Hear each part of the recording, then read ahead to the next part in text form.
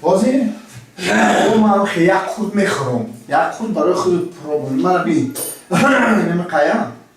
من یک خود میخورم یک خود سوشن کشم دهنکش کشادن در پیشانی میمونم شد تو بینی من همه جقی اینم او خودش کم شدن میگیره ایجان میریزه ایجان ریخته من 50 سمتیم تا نه ریخته همه کم شد 50 سمتیم میشه هم باید در پیشانی بچ کم ما دهنکش میکشم اول یک خود میخورم اینم خیلی میقپم شدم خیلی نمیریزه اگر که ایجوی ریخت چکی ما تو رو میتونم 50 سم خیلی بیسم همه شکل جدید میشه اگر ریختک من تو رو 20 میتونم خیلی بعد همین آوا پیشون قطع میخرید آخی تو چی فرق داره همین کم میشه و همین اول بینی من همیشه خیلی کم شدن میگیرم من نمیخورم شه دیگه بابشه انا خیلی میسته اگر 1 گرمش همینجا چکی مثال تو فکر نکن که ایجو میچکن من خیلی میخوام خودش کم میشه و نه که اگر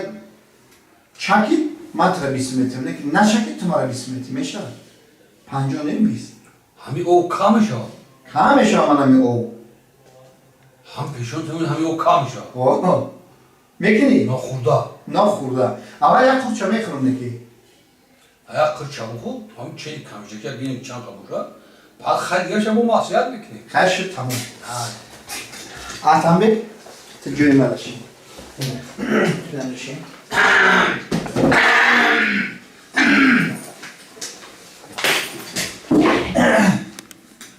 اینا دیدی از چند خواهد خب انا قرار میشه خب اینا خیلی بینی من خیلی آستاگ میشه خیلی که اینا بین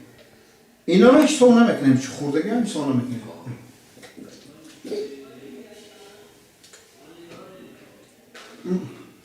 بینی چه بجاری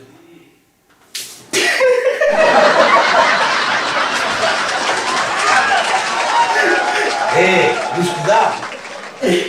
تپیتو بی نه اوپن برو